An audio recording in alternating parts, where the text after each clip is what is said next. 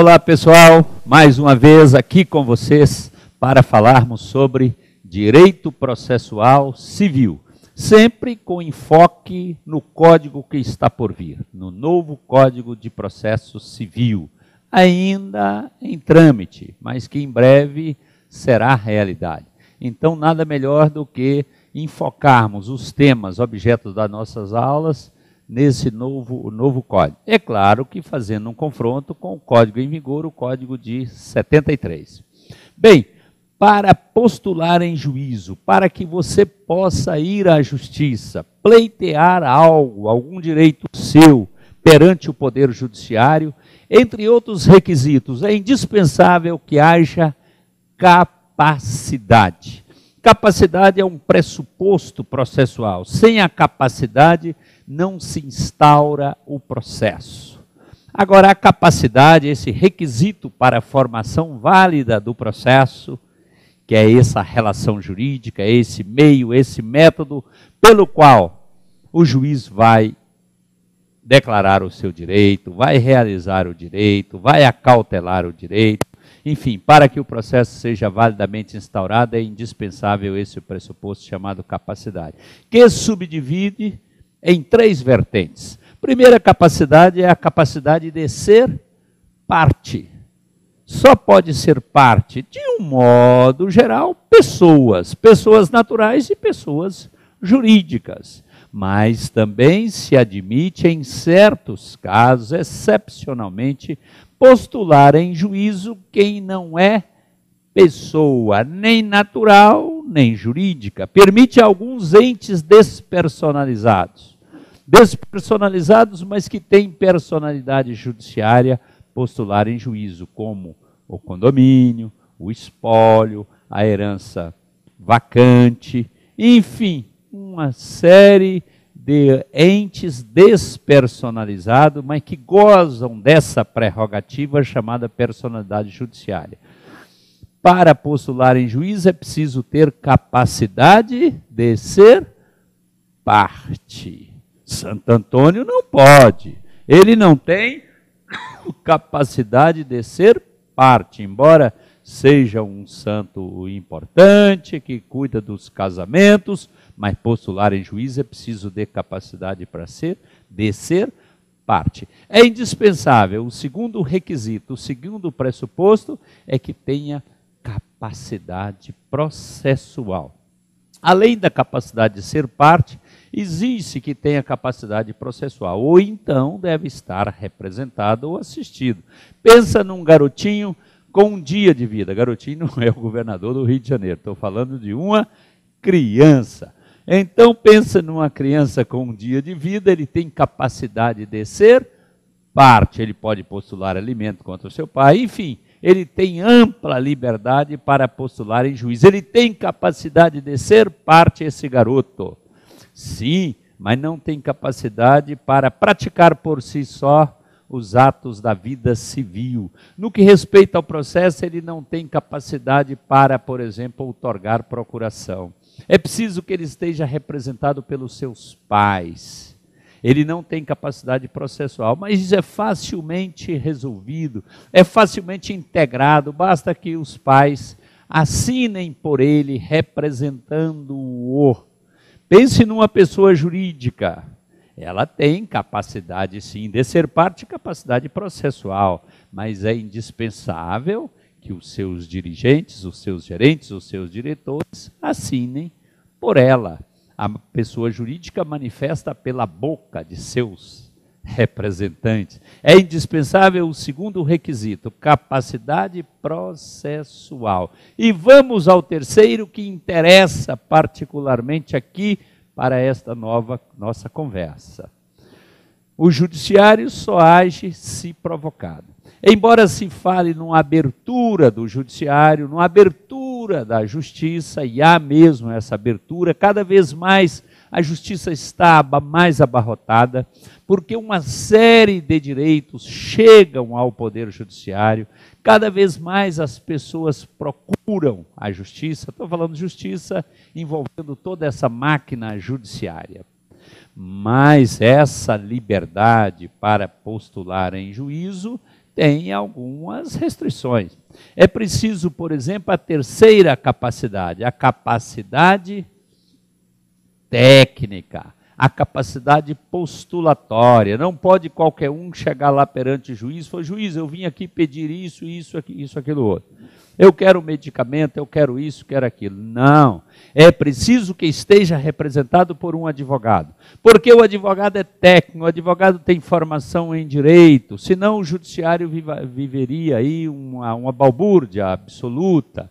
As pessoas comparecem, mas não têm noção do que é indispensável, do que não se precisa alegar para postular em juízo. É indispensável, então, que tenha capacidade de ser parte, capacidade processual e capacidade postulatória, jus postulandi ou ius postulandi, o direito de postular em juízo, que se refere a essa capacidade técnica. Quem pode postular em juízo?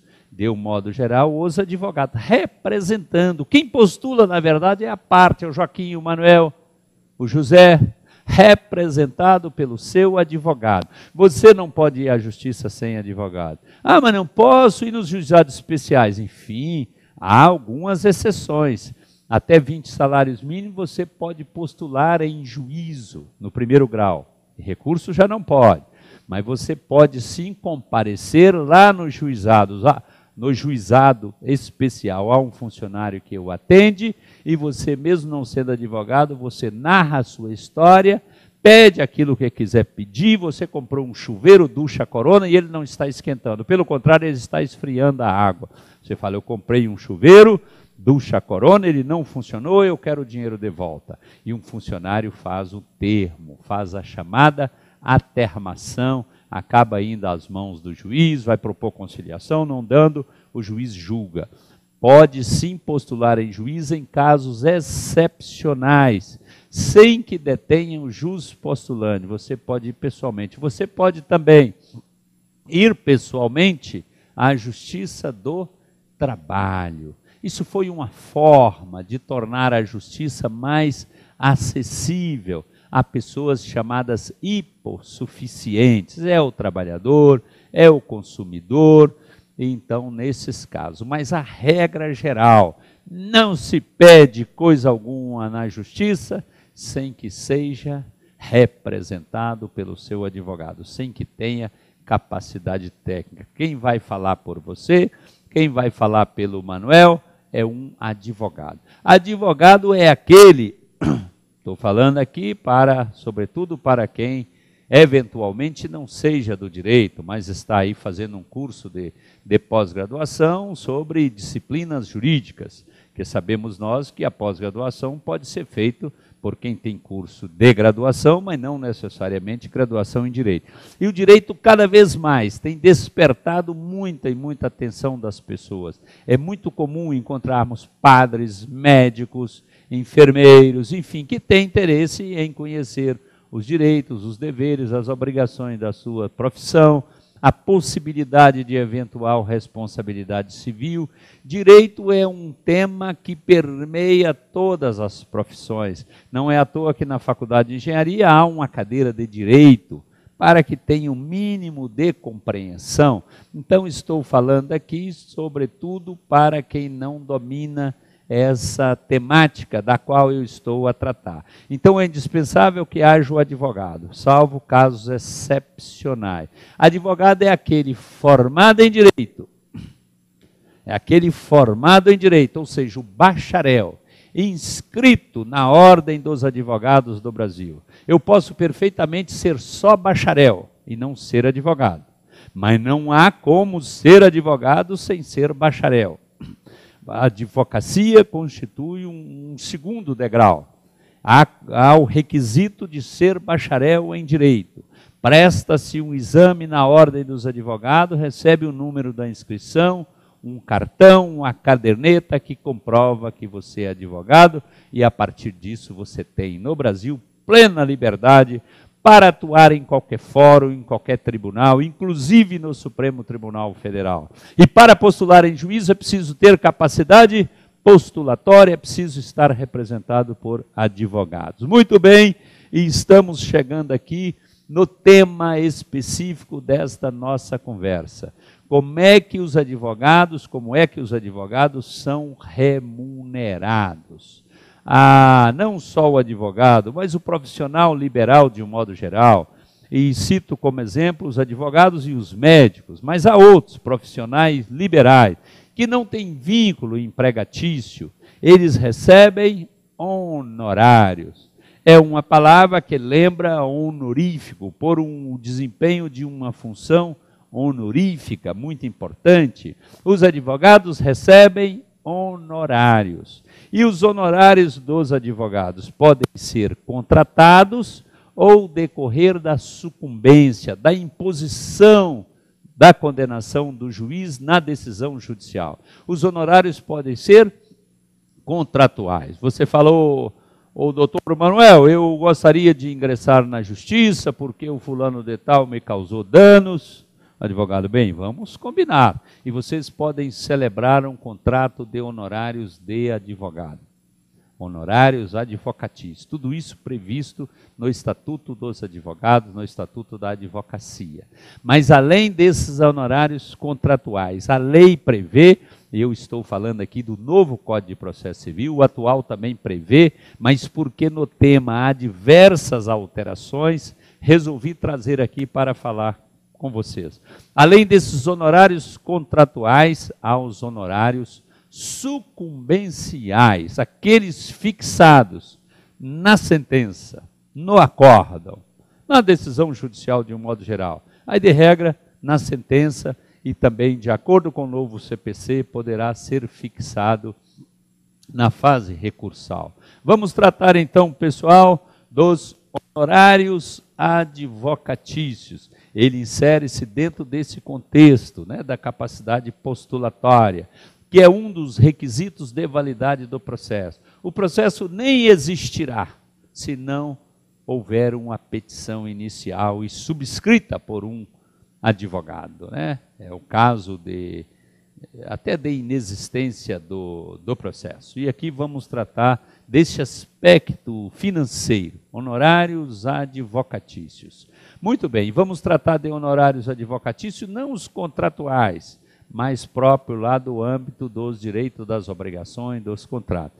Vamos tratar dos honorários advocatícios fixados na sentença ou no acórdão. Muito bem, vamos lá e examinando aqui, os honorários são tratados aí no artigo 85 do novo Código de Processo Civil, vai ser a nossa referência, e diz o seguinte: a sentença pode ser o acórdão. Suponhamos que seja uma decisão em processo originário do tribunal. Seja uma decisão, por exemplo, em ação rescisória. Será um acórdão. Mas usa-se sentença aqui num sentido genérico, envolvendo a sentença, o acórdão, a decisão judicial de um modo geral. Embora honorários sejam mais comuns nas sentenças. Sentença é o ato do juiz de primeiro grau, do juiz monocrático. A sentença condenará o vencido a pagar honorários ao advogado do vencedor. A sentença condenará. Pouco importa que a sentença seja declaratória, constitutiva ou condenatória. Quem perde, paga. Isso é um dos critérios. Condenará o vencido a pagar ao vencedor. Quem perde, paga. É o primeiro critério estabelecido pelo Código. É o chamados honorários sucumbenciais. Um dos ônus sucumbenciais da demanda. E por que o vencido paga? Bem, esse pagamento pode ser encarado como uma forma de ressarcimento pelas despesas que o vencedor teve que arcar para ir a juízo receber. O vencido deveria pagar R$10.000 no dia 31 próximo passado, mas não pagou. E o vencedor, o autor, o exequente, seja lá o que for, teve que ir à justiça. Então soa como um reembolso. Eu estou falando que soa porque não é bem assim. Por que não? De um modo geral, os advogados contratam honorários advocatícios. há, de um modo geral, honorários previstos em contratos. E essa verba decorrente da condenação nada tem a ver com o contrato. Havendo ou não contrato com o seu advogado, o juiz vai condenar o vencido a pagar. E essa verba é do advogado. Então, suponhamos que para postular um determinado direito, eu paguei R$10.000 para o meu advogado. E no final eu ganho a demanda. Mas mesmo assim, os honorários... Bem, paguei R$10.000, volta. Eu ganho a demanda, o juiz fixa honorário a favor do meu advogado. O meu advogado receberá os R$10.000 fixados no contrato, que eu pagarei, e mais aqueles fixados na sentença, que nós vamos verificar a porcentagem. Então, eu não serei reembolsado de um modo geral com os meus R$10.000, porque essa fixação na sentença é verba do advogado. Tudo depende da contratação. Eu posso contratar com o meu advogado, por exemplo, que eu pagarei R$10.000. Mas aquela verba sucumbencial, os ônus sucumbenciais, os honorários que forem fixados na sentença, serão para mim. Contrato é contrato, vale tudo, mas de um modo geral, fixa-se num contrato e há ainda outra verba para o advogado. Então isso soa a natureza que me ocorre neste momento, desses honorários advocatícios fixados contra o vencido a favor do vencedor. Me parece mais uma sanção, uma punição financeira, porque o vencido não adimpliu no direito das obrigações, não reconheceu. O vencido fez com que o vencedor, a parte autora, tivesse de ir a juízo para ver o seu direito reconhecido. Então você paga. Isso é assim. Esse ter que pagar acaba fazendo com que as pessoas que devem, ou que de um modo geral deva satisfazer algum direito, que eles façam isso independentemente da movimentação da máquina judiciária. Por outro lado, aquela pessoa que vai ingressar na justiça, postulando algum direito, os honorários soam também como um momento, uma razão de reflexão. Fala, eu realmente tenho esse direito? Ou esse meu direito é efetivamente plausível? Porque se não for, ele pode perder a demanda e ter que pagar. Quem perde, paga. E quem perde pode ser o autor ou o réu. Então, acaba tendo também esse cunho. Além desse cunho remuneratório, soa como uma razão a mais, um puxão de orelha, uma enfiada de mão no bolso, para que a pessoa reflita. Eu devo cumprir as minhas obrigações, independentemente de que a outra pessoa, de que o credor ingresse em juízo. Eu vou ingressar em juízo com uma lide temerária? Vou nada, senão vou ter que pagar honorários.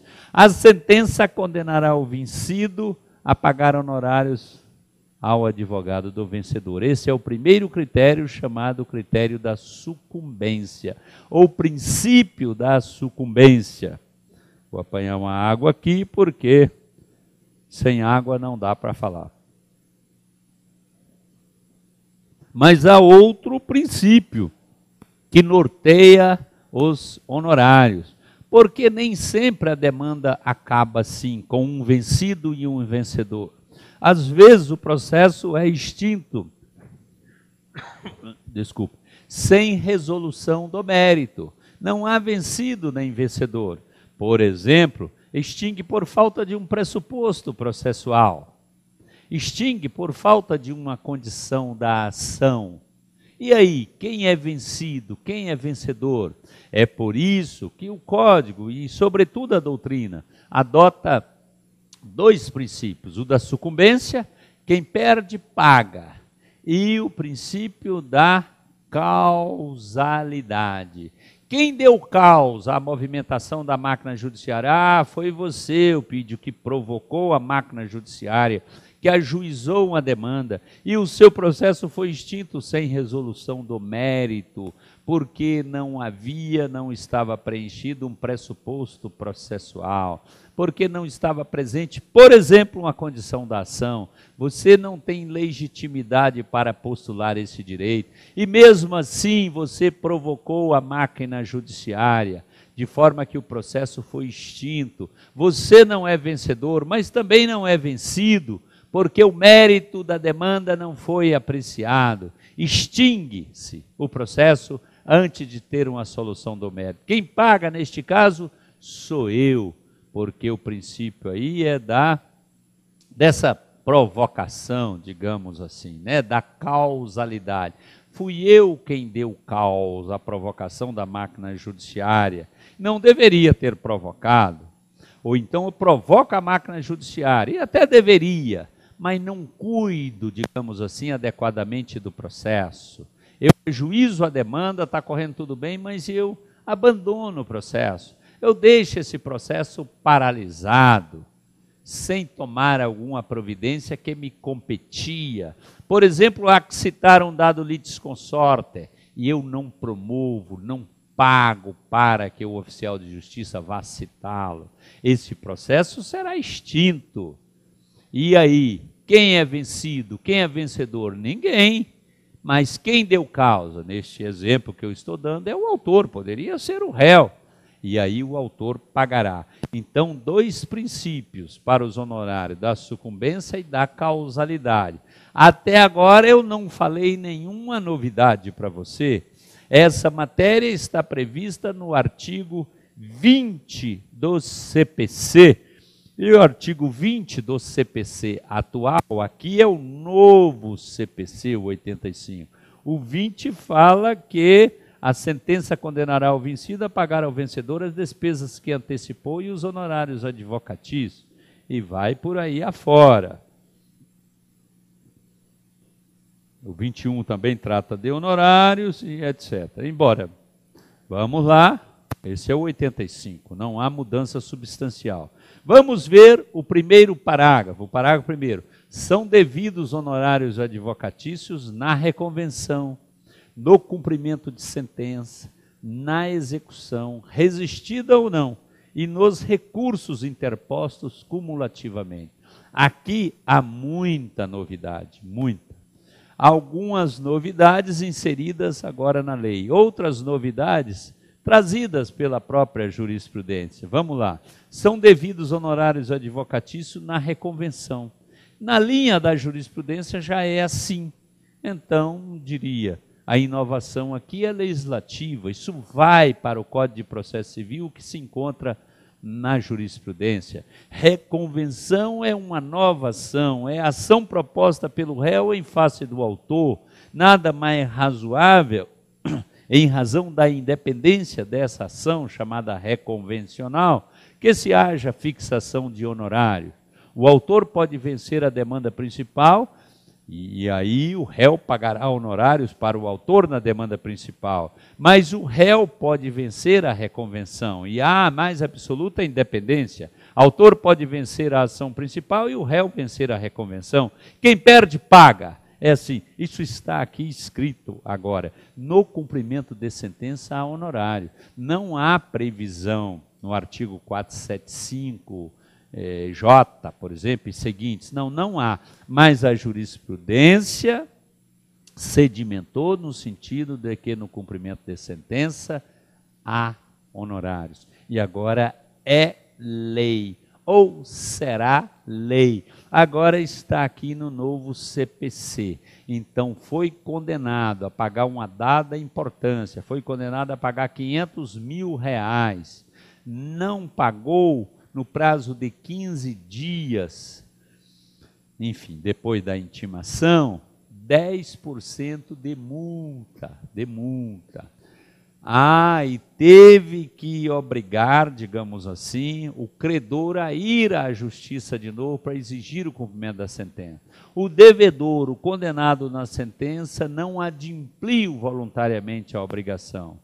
Vem honorários aí. Então, além da multa, os honorários advocatícios. Isso é da jurisprudência e agora é lei.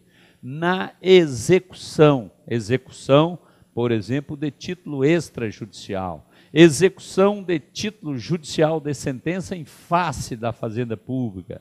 Execução de título judicial contra a Fazenda Pública, porque se não for contra a Fazenda Pública, será cumprimento de sentença. Ou execução de título extrajudicial, o juiz fixa na execução. Pouco importa que ela seja resistida ou não à execução. Pouco importa que haja ou não haja embargos à execução. Teve que movimentar a máquina judiciária. Deu caos à máquina judiciária. O direito já estava acertado, na sentença ou no título executivo extrajudicial. Então tem que pagar. É uma forma de ressarcir, mas também, eu volto a insistir, não deixa de constituir uma sanção ao mal pagador. É uma forma de evitar que as pessoas procurem ou incentivem que vão à justiça. Incentivem no sentido de não cumprir os seus direitos, ou vão temerariamente, embora saiba que o direito não é tão plausível assim. Mas, são devidos honorários na reconvenção, no cumprimento de sentença, na execução resistida ou não.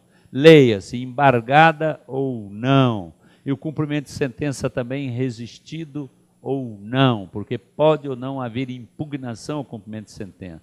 E nos recursos interpostos, cumulativamente. Então, além de condenar, pessoal, a honorários advocatícios na sentença, se houver recurso, condena-se a honorários em razão dos recursos. Isso se soma, é cumulativamente. Tem limites, é claro, não se pode cumular até o infinito. É mais ou menos como numa sentença penal no que respeita à pena. Condena a 8 anos por um crime, a 10 por outro, tem um limite, né, de cumprimento. Pode ser condenado a 200 anos, mas vai cumprir só 30. Aqui tem um limite também. Isso aqui é muita novidade. No sistema atual, no sistema do CPC de 1973, não há honorários em recurso. Por que o legislador do novo CPC incluiu aqui os recursos? É uma tentativa de evitar que as pessoas recorram só pelo gosto de recorrer. Recorram em razão da chincana, para demorar, para retardar o cumprimento da decisão, uma vez que boa parte dos recursos no sistema do CPC de 73 tem efeito suspensivo. Isso me incentiva a recorrer. Eu fui condenado a pagar 10 mil reais. Eu recorro e eu não tenho que pagar, ou não tenho que pagar agora. Ah, isso que você está querendo. Você está querendo ganhar tempo, você está querendo usar o judiciário para ganhar tempo, para chincana, para retardar o cumprimento da obrigação que é devida. Então você vai recorrer, mas saiba de uma coisa, meu caro, se perder o recurso, se ao seu recurso for negado provimento, né? Porque o recurso dá-se ou nega provimento. O recurso é conhecido ou não é conhecido? E uma vez conhecido, dá provimento. Ou seja, você que recorreu tem razão, você venceu. Muito bem, e se você venceu, a outra parte, o recorrido, paga. Não, você perdeu. Ao seu recurso foi negado provimento. É você que vai pagar honorários para o outro. Desta forma, pessoal. Então isso é novidade, e muita novidade. Tudo bem? Vamos para frente no nosso tema, honorários advocatícios. Sem advogado não há processo. Falou em advogado, tem que pensar evidentemente nos honorários, que é a forma de remunerar esse profissional do direito, esse chamado também, juntamente com outros, de operador jurídico, operador do direito. Bem, agora começam aí nos parágrafos seguintes, no parágrafo 2º e seguintes, a fixação dos limites dos honorários. Fica em quanto, vai até quanto, e começamos aqui com o parágrafo 2º. São diversos critérios que nós vamos examinar. alguns parecidos com o código atual, outros constituem inovação. Este novo CPC, eu diria, é mais detalhado. Ele retira do juiz uma margem de discricionariedade, ele limita mais, ele pontua, principalmente quando se trata de honorários em face da Fazenda Pública. Nós vamos tratar de agora em diante dos valores, das balizas, da limitação desses honorários. Mas eu vou parar um segundo para o intervalo, vamos tomar um café e retomamos daqui a pouco com esse tema importantíssimo, sobretudo para quem, como eu, hoje é advogado, né? Que é a remuneração, é a retribuição por um trabalho bem feito. Até daqui a pouco.